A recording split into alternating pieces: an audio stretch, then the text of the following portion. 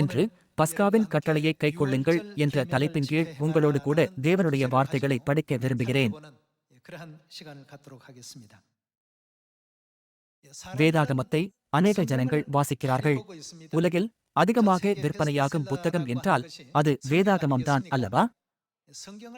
தேவனுடைய ரட்சிப்பின் அருட்டிட்டத்தை கண்டறிய அநேக ஜனங்கள் வேதாகமத்தை படிக்கிறார்கள்.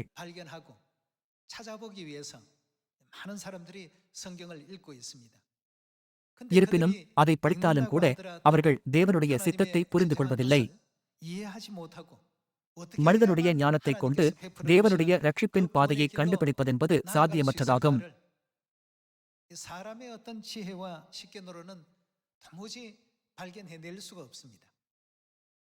அவர்கள் கண்டும் காணாதவர்களாயும் கேட்டும் கேளாதவர்களாயும் உணர்ந்து கொள்ளாதவர்களாயும் இருக்கிறார்கள்.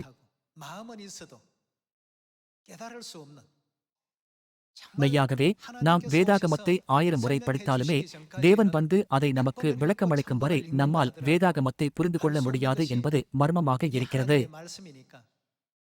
நீங்கள் சத்தியத்தை பெறுவதற்கு முன்பு வேதாகமத்தில் உள்ள ஏதேன் தோட்டத்தின் கதையை புரிந்து கொள்ளாமல் இருந்திருப்பீர்கள்.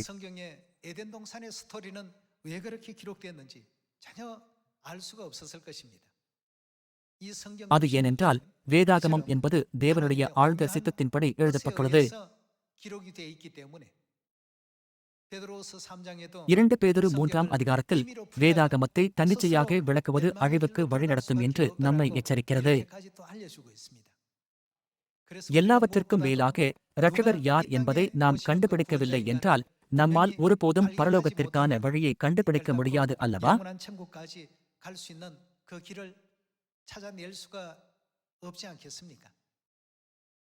மோசேயின் நியாய பிரமாணம் மற்றும் இயேசு கிறிஸ்துவின் வாயிலாகவும் தேவன் பஸ்காவின் கட்டளையை கைக்கொள்ளுங்கள் என்று மனுகுலத்தை கட்டளையிட்டார். ஆனால் உலகில் உள்ள சபைகள் அதை கைக்கொள்வதில்லை. இது ஆச்சரியமாக இருக்கிறதல்லவா? அவர்கள் வேதாகமத்தை 100 முறை படித்தாலுமே அவர்களால் இதை புரிந்து கொள்ள முடியவில்லை. ஒரு சபையானது தேவனால் போதிக்கப்படவில்லை என்றால் அதனால் ஒருபோதும் புதிய உடன்படிக்கை பஸ்காவையை கண்டுபிடிக்க முடியாது. இன்று இந்த விஷயத்தை பற்றி வேதாகமத்தின் வாயிலாக ஆராய்ந்து பார்ப்போம். யாத்திராகமம் 12ஆம் அதிகாரம் 5ஆம் வசனத்தை பார்ப்போம்.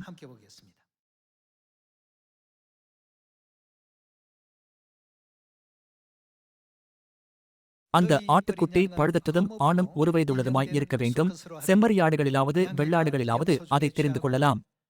அதை இந்த மாதம் 14ஆம் தேதி வரைக்கும் வைத்திருந்து இஸ்ரவேல் சபையின் ஒவ்வொரு கூட்டத்தாரும் சாயங்காலத்தில் அதை அடித்து அதன் இரத்தத்தில் கொஞ்சம் எடுத்து தாங்கள் அதை புசிக்கும் வீட்டுவாசல் நிலைக்கால்கள் 2லும் நிலையின் மேற்சட்டத்திலும் தெளித்து அன்று ராத்திரியிலே அதன் மாம்சத்தை நெருப்பினால் சுட்டு புளிப்பில்லா அப்பத்தோடும் கசப்பான கீரையோடும் அதை புசிக்க கடவர்கள்.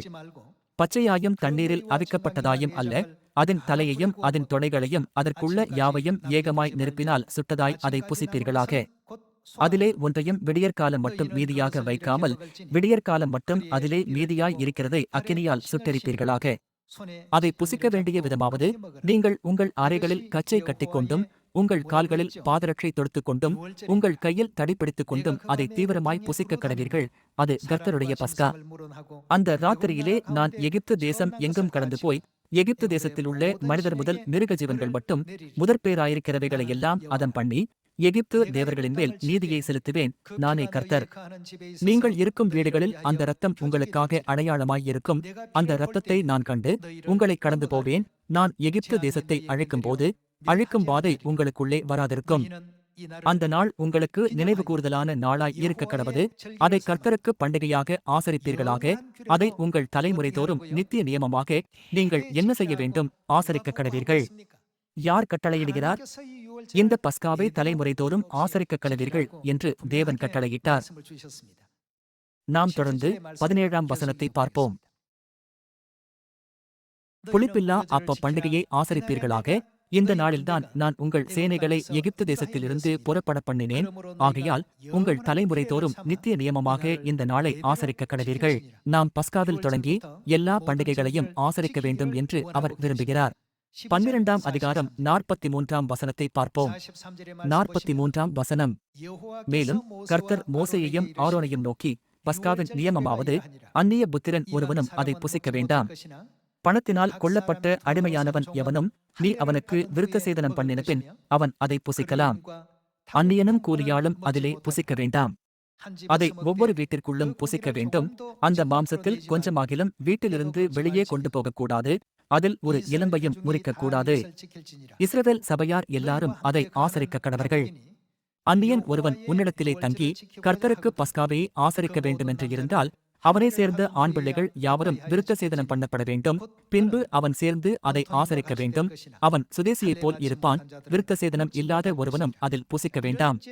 இந்த எல்லா முறைமைகளையும் அவர் மோசேயின் நியாயப் பிரமாணத்தில் பதிவு செய்துள்ளார். நாம் 13ஆம் அதிகாரத்திற்கு செல்வோம். 13ஆம் அதிகாரம் 8ஆம் வசனம். அந்நாளில் நீ உன் புத்திரனை நோக்கி, நான் எகிப்திலிருந்து புறப்படுகையில் கர்த்தர் எனக்கு செய்ததற்காக இப்படி நடப்பிக்கப்படுகிறது என்று சொல். கர்த்தரின் நியாயப் பிரமாணம் உன் வாயிலிருக்கும்படிக்கு இது உன் கையிலே ஒரு அடையாளமாகவும் உன் கண்களின் நடுவே நினைப்பூட்டுதலாகவும் இருக்கக் கடவது. பலத்த கையினால் கர்த்தர் உன்னை எகிப்திலிருந்து புறப்படப் பண்ணினார். ஆகையால் நீ வருஷந்தோறும் குறித்த காலத்தில் இந்த நியமத்தை ஆசரித்து வருவாயாக. வேறு வார்த்தைகளில் சொன்னால், நீங்கள் ஒவ்வொரு வருடமும் நிச்சயமாக அதை ஆசரிக்க வேண்டும் என்றார். இவ்வாறாக தேவன் இஸ்ரவேலர்களை எகிப்திலிருந்து வெளியேற்றி அவர்கள் கானானுக்கு புறப்படுவதற்கு சற்று முன்பு பஸ்காவை ஆசரிக்கும்படி கட்டளையிட்டார்.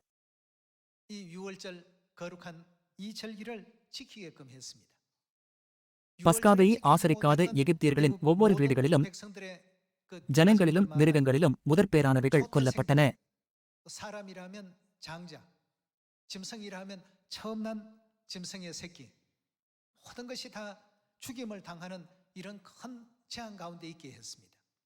இருந்தாலும் பஸ்காவை ஆசரித்த இஸ்ரவேலர்களின் குடும்பங்களுக்கு அழிவானது அவர்களை கடந்து செல்லும்படி தேவன் அனுமதித்து, இந்த பஸ்காவையை நீங்கள் வருஷந்தோறும் குறித்த காலத்தில் ஆசரிக்க வேண்டும் என்று கட்டளையிட்டார். மேலும் அது இஸ்ரவேலர்களுக்கு ஒரு கட்டளையாக மாறியது.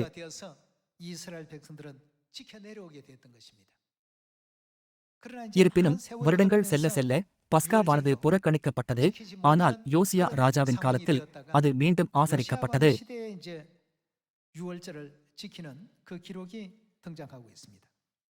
நாம் 2 ராஜாக்கள் 23ஆம் அதிகாரத்திற்கு செல்வோம். 2 ராஜாக்கள் 23ஆம் அதிகாரம் 1ஆம் வசனத்தை பார்ப்போம்.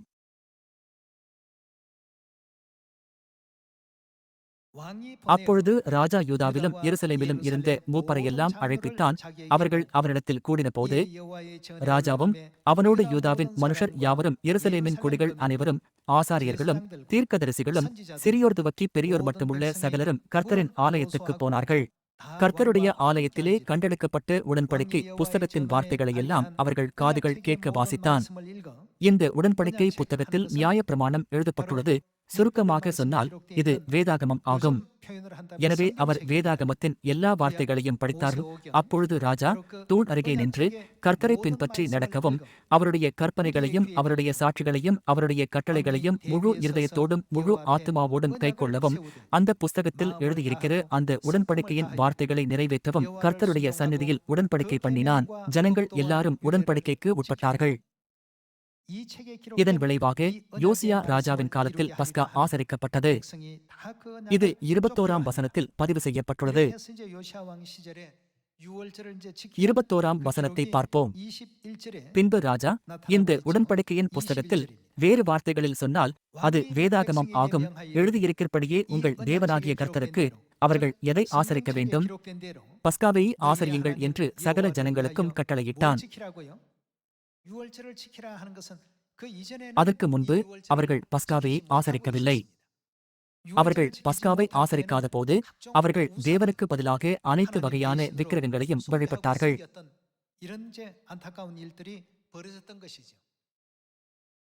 இருந்தாலும் அவர்கள் பரிசுத்த ஸ்தலத்தில் கண்டெடுத்த வேதாகமத்தை படித்தபோது தேவனுடைய சித்தத்திற்கு கீழ்ப்படியாமல் அந்நிய தேவர்களை சேவித்ததை உணர்ந்தார்கள். எனவே அவர்கள் மனவேதனைப்பட்டு தங்கள் ஆடைகளை கிழித்துக் கொண்டார்கள். இது 2 ராஜாக்கள் புத்தகத்தில் பதிவு செய்யப்பட்டுள்ளது. 22ஆம் வசனம். இஸ்ரவேலை நியாயம் விசாரித்த நியாயாதிபதிகளின் நாட்கள் தொடங்கி இஸ்ரவேலின் ராஜாக்கள் யூதாவின் ராஜாக்கள் ஆகிய அவர்களுடைய சகல நாட்களிலும் இந்த பஸ்காவைப் போல் பஸ்கா ஆசரிக்கப்படவில்லை. இது மிகவும் துரதிர்ஷ்டவசமானது. நீ வருஷந்தோறும் குறித்த காலத்தில் இந்த நியமத்தை ஆசரித்து வருவாயாக என்று தேவன் சொன்னார். இருப்பினும் ஜனங்கள் அதை செய்ய தவறிவிட்டார்கள். 23ஆம் வசனம். ராஜாவாகிய யோசியாவின் 18ஆம் வருஷத்திலே கர்த்தருக்கு இந்த பஸ்கா எருசலேமிலே ஆசரிக்கப்பட்டது. 24ஆம் வசனம். ஆசாரியனாகிய இல்க்கியா கர்த்தருடைய ஆலயத்தில் கண்டெடுத்த புஸ்தகத்தில் எழுதியிருக்கிற நியாயப்பிரமாணத்தின் வார்த்தைகளை நிறைவேற்றும்படிக்கு யோசியா அஞ்சனக்காரரையும் குறிசொல்லுகிறவர்களையும் சுரூபங்களையும் நரகலான விக்கிரகங்களையும் யூதா தேசத்திலும் எருசலேமிலும் காணப்பட்ட எல்லா அருவருப்புகளையும் நிர்மூலமாக்கினான். வேதாகமத்தின்படி தேவனை சேவிக்க வேண்டிய தேசத்தில் விக்கிரக ஆராதனை பரவலாக இருந்தது. அதனால்தான் யோசியா ராஜா எல்லா விக்கிரகங்களையும் அழித்து பஸ்காவை ஆசரிக்கும்படி ஜனங்களுக்கு கட்டளையிட்டார்.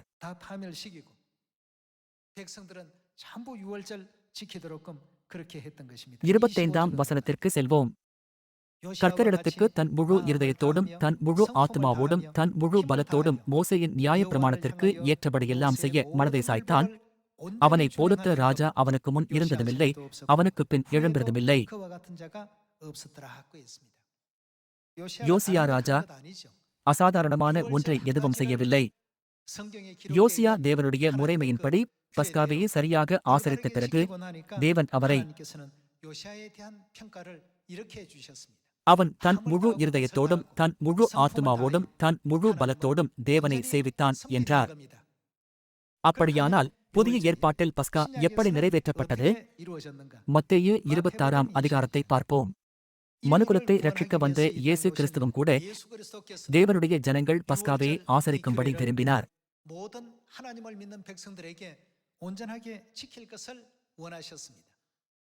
மத்தேயு 26ஆம் அதிகாரம் 17ஆம் வசனத்தை பார்ப்போம்.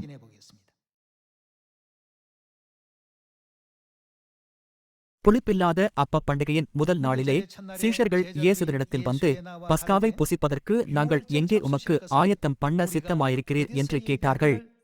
அதற்கு அவர், நீங்கள் நகரத்திலே இன்னாரிடத்திற்கு போய், என் வேளை சமீபமாயிருக்கிறது, உன் வீட்டிலே என் சீஷரோடே கூட அவர் என்ன ஆசரிக்கப் போகிறார்?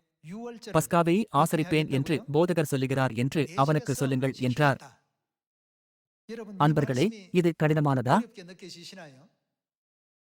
இயேசு பஸ்காவை ஆசரித்திருந்தால் அவரை விசுவாசிப்பவர்களும் என்ன செய்ய வேண்டும்? பஸ்காவை ஆசரிப்பதென்பது தேவனுடைய கட்டளையை கைக்கொள்வதாகும், இல்லையா? யாத்திராகம காலத்தில் தேவன் பஸ்காவையை ஸ்தாபித்தார். மேலும் மோசேயின் நியாயப்பிரமாணத்தின் வாயிலாக அவர் தம்முடைய ஜனங்களுக்கு ஒவ்வொரு வருடமும் அதை கைக்கொள்ளும்படி கட்டளையிட்டார். இது யோசியா ராஜா மற்றும் எசேக்கியா ராஜாவின் காலத்தில் ஆசரிக்கப்பட்டது. புதிய ஏற்பாட்டின் காலத்தில் இயேசு என்ன சொன்னார்? இப்போது அதை கைக்கொள்ள தேவையில்லை, எனவே நான் அதை ஆசரிக்க மாட்டேன் என்று சொன்னாரா? அவர், நான் அவரது வீட்டிலே பஸ்காவை ஆசரிக்கப் போகிறேன் என்று அவரிடம் சொல்லுங்கள் என்றார். மீண்டும் 18ஆம் வசனத்தை பார்ப்போம். அதற்கு அவர், நீங்கள் நகரத்திலே இன்னாரிடத்திற்கு போய், என் வேளை சமீபமாயிருக்கிறது, உன் வீட்டிலே என் சீஷரோடே கூட பஸ்காவை ஆசரிப்பேன் என்று போதகர் சொல்லுகிறார் என்று அவனுக்கு சொல்லுங்கள் என்றார். இயேசு கற்பித்தபடி சீஷர்கள் போய் பஸ்காவை ஆயத்தம் பண்ணினார்கள்.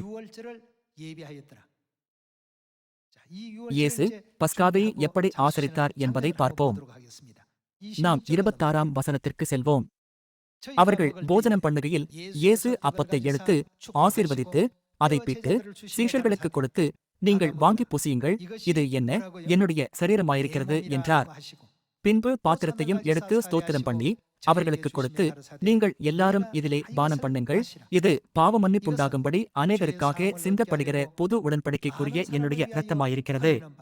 இவ்வாறாக அவர் அவர்களுக்கு பஸ்கா அப்பத்தையும் திராட்சரசத்தையும் கொடுத்தார். பழைய ஏற்பாட்டின் பஸ்கா ஆட்டுக்குட்டிக்கு பதிலாக புதிய ஏற்பாட்டில் இயேசுவின் மாம்சத்தையும் இரத்தத்தையும் குறிக்கும் பஸ்கா அப்பம் திராட்சரசமாக மாற்றப்பட்டதற்கான காரணம் என்ன? 1 கொரிந்தியர் 5ஆம் அதிகாரம் 7ஆம் வசனத்தை பார்ப்போம். 5ஆம் அதிகாரம் 7ஆம் வசனத்தில் எழுதப்பட்டுள்ளதாவது, ஆகையால் நீங்கள் புளிப்பில்லாதவர்களாயிருக்கிறபடியே புதிதாய் பிசைந்த மாவாயிருக்கும்படிக்கு பழைய புளித்த மாவை புறம்பே கழித்துப் போடுங்கள். ஏனெனில் நம்முடைய கிறிஸ்து எப்படிப்பட்ட ஆட்டுக்குட்டியாக இருக்கிறார்? பஸ்காவாகிய கிறிஸ்து, அதாவது பஸ்கா ஆட்டுக்குட்டியாக கிறிஸ்து நமக்காக பலியிடப்பட்டிருக்கிறாரே. இயேசுதான் பஸ்கா ஆட்டுக்குட்டியின் நிஜம் ஆவார். எனவே புதிய ஏற்பாட்டில் இயேசு கிறிஸ்து பஸ்கா ஆட்டுக்குட்டியாக வந்ததால் தமது மாம்சம் இரத்தத்தைக் கொண்டு பஸ்காவை ஆசரித்து அதை புதிய உடன்படிக்கை என்று அழைத்தார் அல்லவா?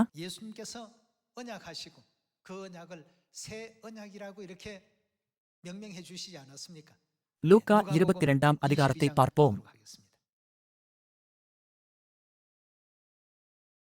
லூக்கா 22ஆம் அதிகாரம் 7ஆம் வசனம். பஸ்காவை பலியிட வேண்டிய புளிப்பில்லாத அப்பப் பண்டிகை நாள் வந்தது. அப்பொழுது அவர் பேதுருவையும் யோவானையும் அழைத்து, நாம் பஸ்காவையை புசிக்கும்படிக்கு நீங்கள் போய் அதை நமக்கு ஆயத்தம் பண்ணுங்கள் என்றார். அதற்கு அவர்கள், நாங்கள் அதை எங்கே ஆயத்தம் பண்ணும்படி சித்தமாயிருக்கிறீர் என்று கேட்டார்கள். அதற்கு அவர், நீங்கள் நகரத்தில் பிரவேசிக்கும்போது தண்ணீர் குடம் சுமந்து வருகிற ஒரு மனுஷன் உங்களுக்கு எதிர்ப்படுவான். நீங்கள் அவனுக்கு பின் சென்று அவன் போகும் வீட்டிற்குள் நீங்களும் போய் அந்த வீட்டெஜமானை நோக்கி, நான் என் சீஷரோடு கூட பஸ்காவை புசிக்கிறதற்கு தகுதியான இடம் எங்கே என்று போதகர் உம்மிடத்தில் கேட்க சொன்னார் என்று சொல்லுங்கள். அவன் கம்பள முதலானவைகள் விரித்திருக்கிற மேல் வீட்டில் உள்ள ஒரு பெரிய அறையை உங்களுக்கு காண்பிப்பான். அங்கே ஆயத்தம் பண்ணுங்கள் என்று சொல்லி அனுப்பினார். அவர்கள் போய் தங்களிடத்தில் அவர் சொன்னபடியே கண்டு பஸ்காவையை ஆயத்தம் பண்ணினார்கள். இங்கேயும் கூட பஸ்காவையை ஆசரிப்பதற்கு ஆயத்தம் செய்யும்படி இயேசு பேதுருவையும் யோவானையும் அனுப்பினார். அவர்கள் எப்படி பஸ்காவையை புசித்தார்கள் என்று பார்ப்போம். பழைய ஏற்பாட்டில் அவர்கள் உண்மையான ஆட்டுக்குட்டிகளை கொண்டிருந்தனர். ஆனால் புதிய ஏற்பாட்டில் பஸ்கா ஆட்டுக்குட்டியாக வந்த கிறிஸ்துவின் மாம்சத்தையும் இரத்தத்தையும் புசிப்பதற்கான ஒரு அமைப்பை தேவன் ஸ்தாபித்தார். 19ஆம் வசனத்தை பார்ப்போம். பின்பு அவர் அப்பத்தை எடுத்து ஸ்தோத்திரம் பண்ணி அதை பிட்டு அவர்களுக்கு கொடுத்து, இது உங்களுக்காக கொடுக்கப்படுகிற என்னுடைய சரீரமாயிருக்கிறது, என்னை நினைவு கூறும்படி இதை செய்யுங்கள் என்றார். போஜனம் பண்ணின் பின்பு அவர் அந்தப்படியே பாத்திரத்தையும் கொடுத்து, பாத்திரத்தில் என்ன இருக்கிறது? பாத்திரத்திலே பஸ்கா திராட்சரசம் இருக்கிறது. எனவே அவர் திராட்சரசத்தையும் கொடுத்து, இந்த பாத்திரம் இது யாருக்காக உங்களுக்காக சிந்தப்படுகிற என்னுடைய இரத்தத்தினாலாகிய என்ன புதிய உடன்படிக்கையாயிருக்கிறது என்றார். இப்படித்தான் அவர் புதிய உடன்படிக்கையின் பஸ்காவையை ஸ்தாபித்தார். அப்படியானால் தமது மாம்சத்தை புசித்து அவருடைய இரத்தத்தை பானம் பண்ணும் இந்த ஒழுங்குமுறையை ஏன் இயேசு ஏற்படுத்தினார்? கண்டிப்பாக அதற்கு காரணம் இருக்க வேண்டும் அல்லவா? யோவான் 6ஆம் அதிகாரத்தை பார்ப்போம். யோவான் 6ஆம் அதிகாரம் 53ஆம் வசனம். அதற்கு இயேசு அவர்களை நோக்கி, நீங்கள் மனுஷகுமாரனுடைய மாம்சத்தை புசியாமலும் அவருடைய இரத்தத்தை பானம் பண்ணாமலும் இருந்தால், வேறு வார்த்தைகளில் சொன்னால், நீங்கள் இயேசுவின் மாம்சத்தை புசியாமலும் அவருடைய இரத்தத்தை பானம் பண்ணாமலும் இருந்தால் உங்களுக்குள்ளே என்ன இல்லை, ஜீவனில்லை என்று மெய்யாகவே மெய்யாகவே உங்களுக்கு சொல்லுகிறேன். நாம் இயேசுவின் மாம்சத்தை புசித்து அவருடைய இரத்தத்தை பானம் பண்ணுகிறோமா இல்லையா என்பதை பொறுத்தே நமக்கு ஜீவன் இருக்கிறதா இல்லையா என்று சொல்ல முடியும். இயேசு இதை நமக்கு கற்பித்தார். 54ஆம் வசனம். என் மாம்சத்தை புசித்து என் இரத்தத்தை பானம் பண்ணுகிறவனுக்கு அவருக்கு என்ன உண்டு? நித்திய ஜீவன் உண்டு. நான் அவனை கடைசி நாளில் எழுப்புவேன். என் மாம்சம் மெய்யான போஜனமாயிருக்கிறது, என் இரத்தம் மெய்யான பானமாயிருக்கிறது. என் மாம்சத்தை புசித்து என் இரத்தத்தை பானம் பண்ணுகிறவன் என்னிலே நிலைத்திருக்கிறான், நானும் அவனிலே நிலைத்திருக்கிறேன். ஜீவனுள்ள பிதா என்னை அனுப்பினது போலவும் நான் பிதாவினால் பிழைத்திருக்கிறது போலவும் என்னை புசிக்கிறவனும் என்னாலே பிழைப்பான்.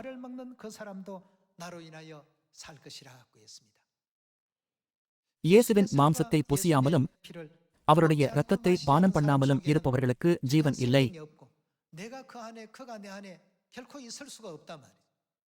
இயேசுவின் இந்த வார்த்தையின்படி உலக சபைகள் இயேசுவில் நிலைத்திருக்கிறார்கள் என்று சொல்வது பொய்யாகும். அவர்கள் எப்போது பஸ்காவை ஆசரித்திருக்கிறார்கள்? அனைத்து தீர்க்கதரிசிகளும் பஸ்காவை ஆசரித்தனர். பேதுருவையும் யோவானையும் பஸ்காவை ஆசரிக்கும்படி இயேசு அறிவுறுத்தினார். என்னதான் இது வேதாகமத்தில் பதிவு செய்யப்பட்டிருந்தாலும் உலகத்தின் சபைகள் இதை ஆவிக்குரிய ரீதியாக அங்கீகரிக்க தவறிவிடுகின்றன. இது இயேசுவின் சித்தத்தின்படியே நடந்தது என்று 4 சுவிசேஷங்களிலும் தெளிவாக எழுதப்பட்டிருந்தாலும் அவர்கள் சத்தியத்தை மறுக்கிறார்கள். எனவே தேவன் எப்படி அவர்களுக்குள் நிலைத்திருப்பார்? இயேசு நம்மில் நிலைத்திருப்பதற்கும் நாம் அவரில் நிலைத்திருப்பதற்கும் இதுதான் ஒரே வழி என்று அவர் சொன்னார். மத்தேயு 26ஆம் அதிகாரத்தில் பஸ்கா அப்பம் திராட்சரசத்தை இயேசு என்னவென்று அழைத்தார்? இது என்னுடைய சரீரமாயிருக்கிறது, இது என்னுடைய இரத்தமாயிருக்கிறது. இப்படிதான் அவர் சொன்னார் அல்லவா? தேவன் தமது மாம்சத்தையும் இரத்தத்தையும் குறித்து என்ன ஒழுங்குமுறையை ஏற்படுத்தினார்? பஸ்கா எனப்படும் ஒழுங்குமுறையை ஏற்படுத்தினார். அப்படியானால் பஸ்காவை ஆசரிக்காதவர்களால் ஒருபோதும் நித்திய ஜீவனை பெற முடியாது. நித்திய ஜீவன் இல்லாதவர்களால் பரலோகத்தில் பிரவேசிக்க முடியுமா? முடியாது. ஏன் அப்படி? நித்திய ஜீவனை கொண்டிருப்பவர்களால் மட்டுமே தேவனுடைய ராஜ்யத்தில் பிரவேசிக்க முடியும். வெளிப்படுத்தின விசேஷம் 21ஆம் அதிகாரம் 4ஆம் வசனத்தை பார்ப்போம்.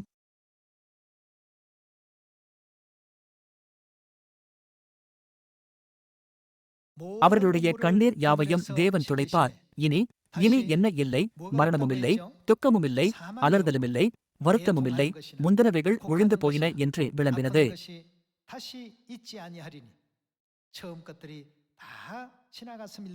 சிங்காசனத்தின் மேல் வீற்றிருந்தவர், இதோ நான் சகலத்தையும் புதிதாக்குகிறேன் என்றார். பின்னும் அவர், இந்த வசனங்கள் சத்தியமும் உண்மையுமானவைகள், இவைகளை எழுது என்றார்.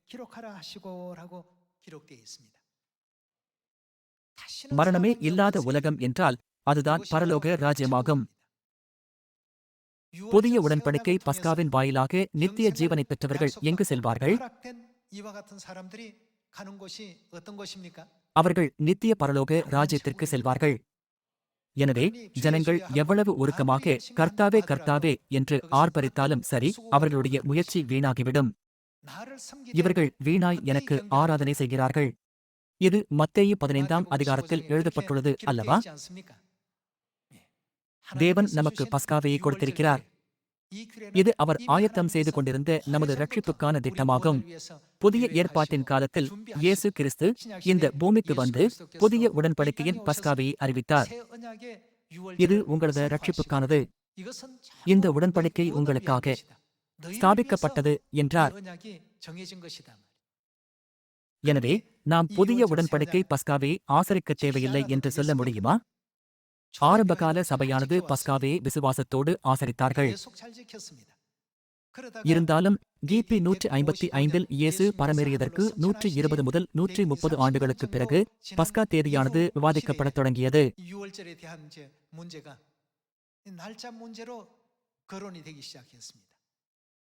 ரோமை மையமாக கொண்ட கிழக்கத்திய சபைகளும் மேற்கத்திய சபைகளும் பிரிந்து செல்லத் தொடங்கின.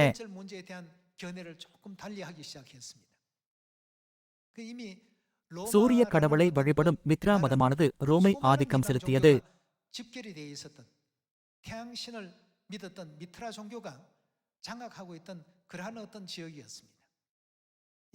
இத்தகைய தாக்கங்கள் சபைக்குள் நுழையத் தொடங்கி ஓய்வு நாள் மற்றும் பஸ்கா அழைக்கப்படவும் ஞாயிறு ஆராதனை அறிமுகப்படுத்தப்படவும் வழிநடத்தியது.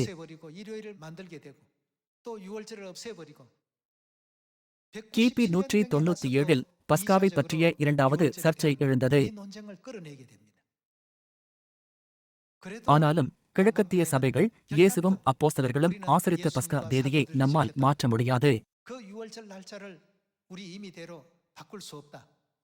அந்த நாளில்தான் நாங்கள் பஸ்காவை ஆசரிப்போம் என்றார்கள்.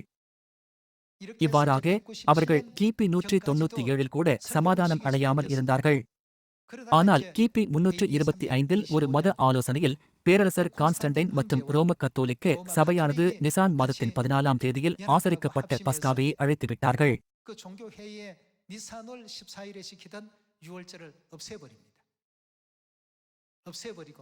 அவர்கள் இயேசு கிறிஸ்துவின் உயிர்த்தெழுதல்தான் சிறந்தது அல்லவா என்று சொன்னார்கள்.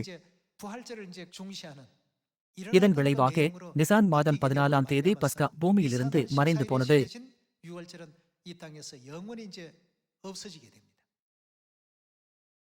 இயேசுவுக்கு பிறகு சுமார் 300 வருடங்களாக பஸ்கா ஆசரிக்கப்பட்டது.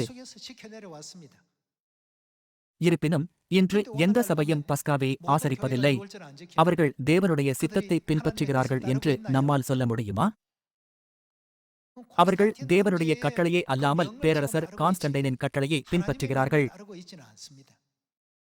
ரோம பேரரசர் ஆவதற்கு ஒருவர் சூரிய கடவுளின் ஆசாரியராக இருக்க வேண்டும்.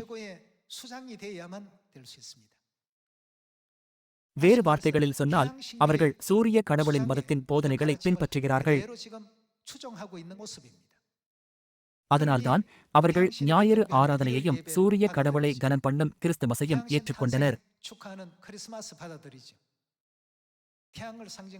இன்றைய சபைகள் தேவனை சேவிக்கவில்லை என்பது தெளிவாகிறது. வெறுமனே சபை என்ற நாமத்தை கொண்டிருப்பதால் அது சபையாகிவிடாது.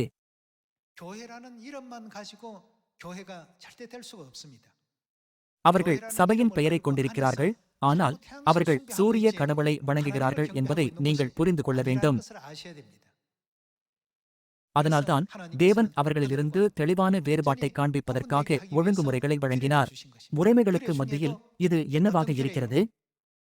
புதிய உடன்படிக்கை பஸ்காவின் ஒழுங்குமுறையை நிறுவியதன் வாயிலாக தேவனுடைய மாம்சத்தையும் இரத்தத்தையும் கொண்ட தமது மெய்யான ஜனங்கள் யார் என்பதை முழு உலகிற்கும் அறிவித்தார்.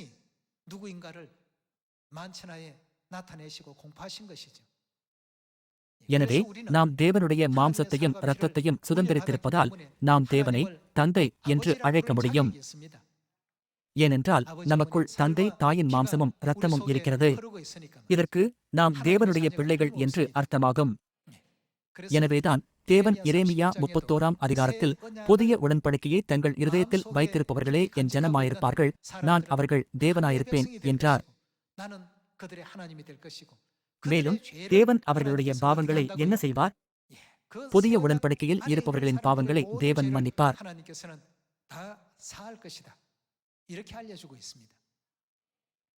எனவே நாம் தேவனிடமிருந்து மாபெரும் ஆசீர்வாதங்களை பெற்றிருக்கிறோம். ஜனங்கள் மரணத்திற்கு பயப்படுகிறார்கள், ஏனென்றால் அவர்களுக்கு எதிர்காலம் இல்லை. இவ்வுலகை விட்டு செல்லும் போது நாம் தேவனை சந்தித்து நம் வீடான பரலோகத்திற்கு திரும்புகிறோம். நாம் ஏன் இந்த ஆசீர்வதிக்கப்பட்ட செய்தியை நமக்குள் மட்டுமே வைத்துக் கொள்ள வேண்டும்? இந்த முழுமையான சத்தியத்தை நம் குடும்பத்தினர், அக்கம் பக்கத்தினர் மற்றும் உறவினர்களுடன் பகிர்ந்து கொள்வோமாக.